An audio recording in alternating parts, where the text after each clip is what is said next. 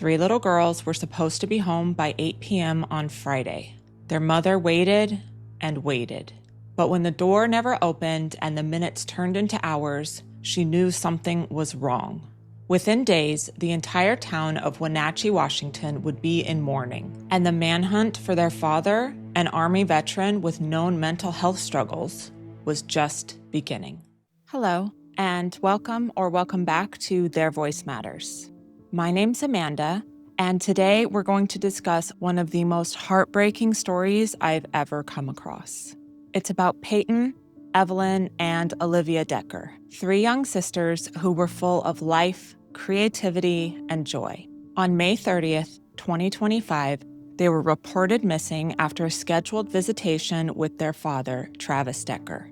Just days later, their bodies were found at a remote campground in Washington state.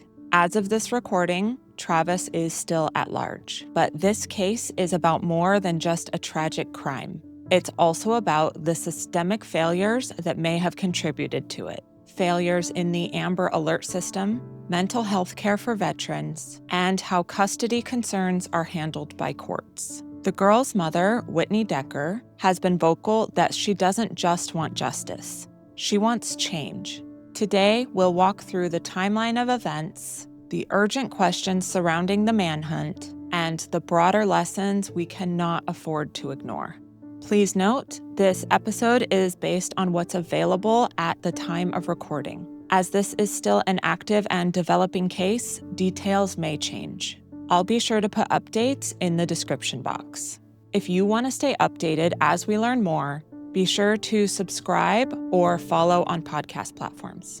I'll continue covering any significant future updates. Let's begin with who these three little girls were and the family behind this tragedy. Paityn, Evelyn, and Olivia Decker were three young sisters growing up in Wenatchee, Washington. At just 9, 8, and 5 years old, their lives were filled with joy, creativity, and community. They were known in their town for their love of performing, whether it was through dance, drama, or just being the shining stars they were at school and local events. All three girls were involved in local performing arts programs, where they regularly took the stage with big smiles and even bigger personalities. In addition to performing, they played sports and stayed active. By all accounts, they were energetic, happy, and deeply loved. Photos of them show three bright, smiling faces, often dressed in matching outfits or holding hands. It was clear they shared a special bond, not just as sisters, but as best friends. They lived primarily with their mother, Whitney Decker, who was known in the community as a loving and devoted parent. Whitney and her ex-husband, Travis Decker, had separated a few years prior.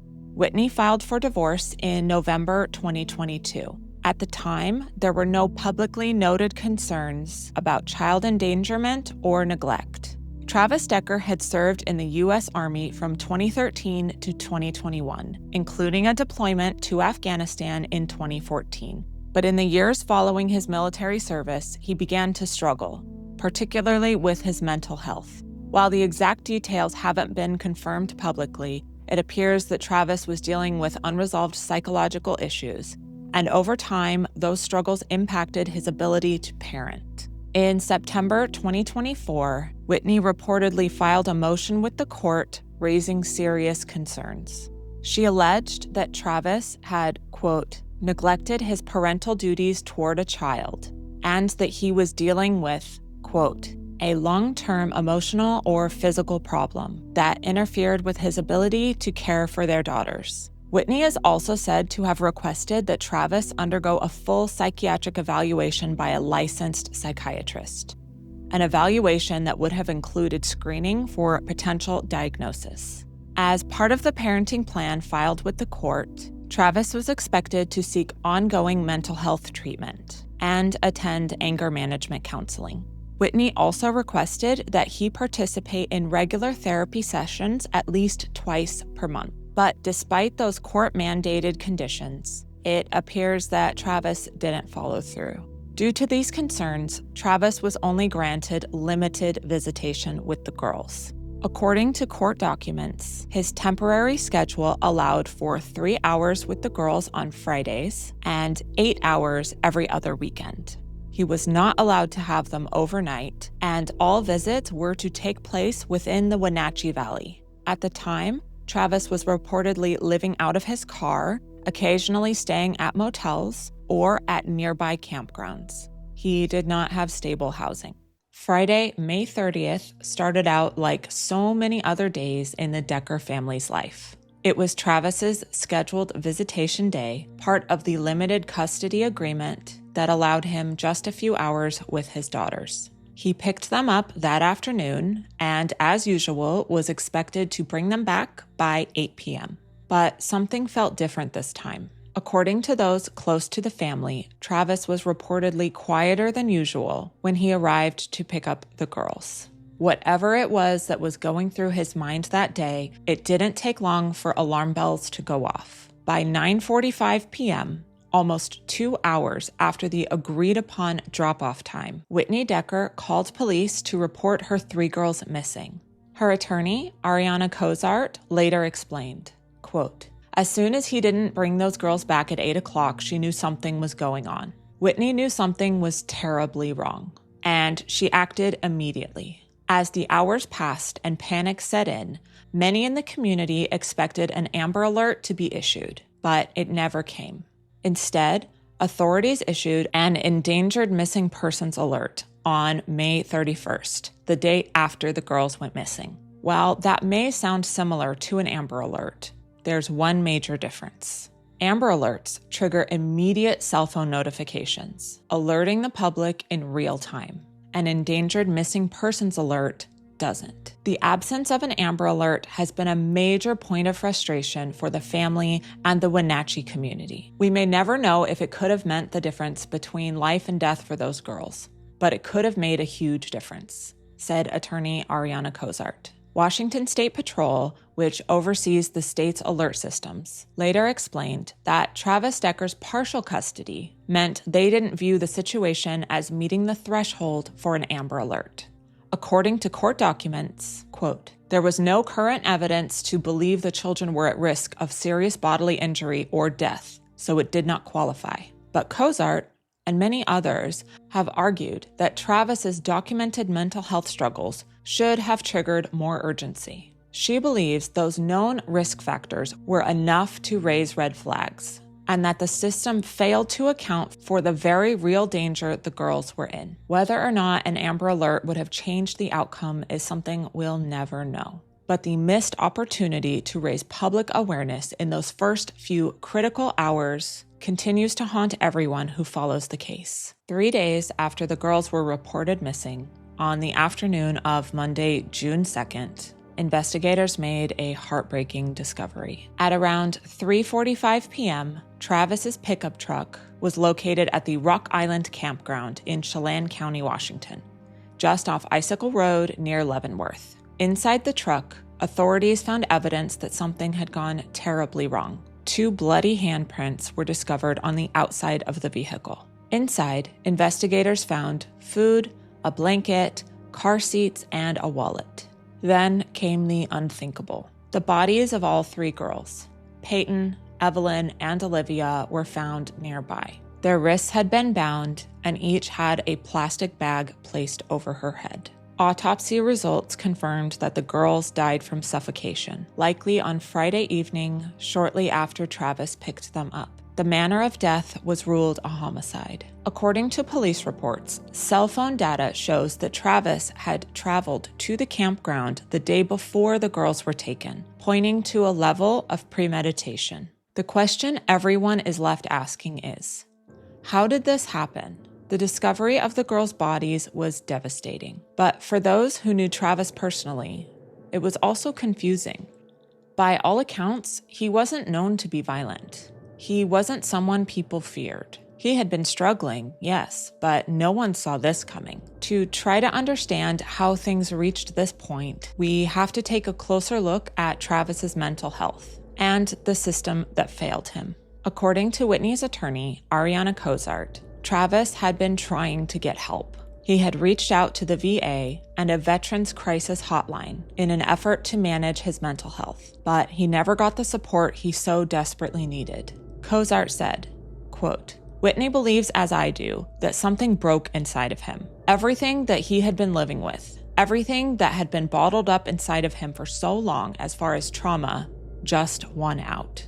Cozart emphasized that while Travis had been struggling mentally, he had previously been a cooperative co-parent. He maintained regular communication with Whitney and was involved in his daughters' lives. Up until the day the girls went missing, there were no outward signs of a looming crisis. There were also no reports that Travis had ever been violent toward Whitney or the children. In fact, he was reportedly diagnosed with borderline personality disorder and complex post-traumatic stress disorder, the latter likely stemming from his military service. Sadly, Travis's experience isn't unique. According to Mission Roll Call, an estimated 41% of U.S. veterans need mental health care every year. The most common challenges include post-traumatic stress, traumatic brain injuries, depression, anxiety, and substance use disorders. Yet, despite these staggering numbers, mental health services for veterans remain deeply underfunded. Some programs have attempted to address the gap. One, for example, is the Fox Grant, which provides $174 million over 3 years to local community organizations offering mental health services to veterans and their families. While it's a step in the right direction, that funding only represents a tiny fraction of what's needed, especially when compared to the VA's overall requested budget of $369 billion. For veterans like Travis, that gap can mean the difference between getting help or spiraling further. Adding to this stress, Travis was also reportedly facing financial strain. He had recently received a ticket and was also facing wage garnishment due to unpaid child support. When combined with untreated mental illness and unstable housing, it created a dangerous mix of instability and hopelessness. There is no justification for what Travis is accused of doing, but we can and should ask why someone with clear signs of distress was left without adequate support. Veterans put their lives on the line for this country. We owe it to them to ensure they receive not only physical care, but the mental health resources they so often need. As of recording, Travis Decker remains at large. He is wanted on charges of murder, kidnapping, and custodial interference. Travis Decker is 32 years old, 5'8", and approximately 190 pounds. He has black hair, which he was most recently seen wearing in a ponytail, and was last seen in a light-colored shirt and dark shorts. Authorities say they have written and executed multiple search warrants, both in the area and on electronic devices belonging to Travis. They're urging nearby residents to stay vigilant. The Chelan County Sheriff's Office warned, quote, "Mr. Decker is still missing. Please be aware if you own cabins or reside in remote areas." Adding to the concern, authorities have stated that Travis is highly skilled in wilderness survival. They believe he could survive for extended periods in remote terrain with minimal supplies. Some have speculated he may be using the Pacific Crest Trail, which runs from Mexico to Canada, as a possible escape route. The trail is only around 11 miles from the campground. The search has been expansive. Law enforcement has used helicopters, drones, and search teams on foot, combing through mountain trails, remote cabins, and unoccupied structures over hundreds of square miles. The National Guard has also been brought in to assist. Residents in the surrounding areas have been urged to leave outdoor lights on, lock up all structures, and leave window blinds open so it makes it harder for someone to hide. Investigators also uncovered evidence that Travis may have been researching relocation and employment opportunities in Canada in the days leading up to the girls' disappearance, suggesting he may have been planning to flee across the border. But not everyone believes he's still alive. Attorney Ariana Cozart said, quote, "Travis probably took his life up there somewhere. Despite that possibility, law enforcement continues the search." There is currently a $20,000 reward for information leading to Travis's arrest. This case is devastating beyond words. 3 beautiful, joyful sisters, Paityn, Evelyn, and Olivia Decker were taken far too soon in a tragedy that has shattered their family, their hometown, and everyone who's followed this heartbreaking story. Their mother, Whitney Decker, has shown extraordinary strength in the face of unimaginable grief. "She's so strong," said her attorney, Ariana Cozart. And she said repeatedly to law enforcement, "The thing I want most out of this situation is for this to be fixed, the Amber Alert system and the mental health resources for veterans."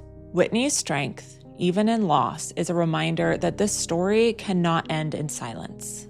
There are systems that failed, not just her, but her daughters, and they must be addressed. My heart goes out to Whitney and the entire Decker family, and also the community of Wenatchee. The town has been mourning right alongside them, holding vigils, lighting candles, and trying to process the unthinkable loss of 3 children who were so loved. If you have seen Travis Decker or have any information that could help authorities, please call 911 immediately. Do not approach him. It is possible that he may be armed and dangerous. You can also contact the Chelan County Sheriff's Office tip line at 509-667-6845 or submit a tip directly through their online portal. A GoFundMe has also been set up to support Whitney during this devastating time. The funds will help cover final expenses, support time off from work, and give her the space to begin healing without the immediate burden of financial pressure. I've included that link in the description below. If you or someone you know is a veteran struggling with mental health, please know that you're not alone. There is help. You can reach out to the Veterans Crisis Line. Dial 988, then press 1, or text 838-255, or visit mentalhealth.va.gov. You can also text STRENGTH to the crisis text line at 741-741. Mental health care is not a privilege. It's a promise. We owe it to every veteran who served to ensure they receive the support they need before it's too late. Let the memory of Paityn, Evelyn, and Olivia be more than a tragedy. Let it be a turning point for change. If this case moved you, please consider liking, subscribing, or following, and sharing so more people hear these girls' story and are aware of the search for Travis Decker. If this case left you wondering how something like this could happen, you're not alone. In my episode on Noah Pressgrove, we explore another tragic story, this time involving a young man's mysterious death, conflicting timelines, and a system that may have failed him too. It's a case full of unanswered questions, and one that deserves just as much attention. You can find that video linked here. I'll see you there.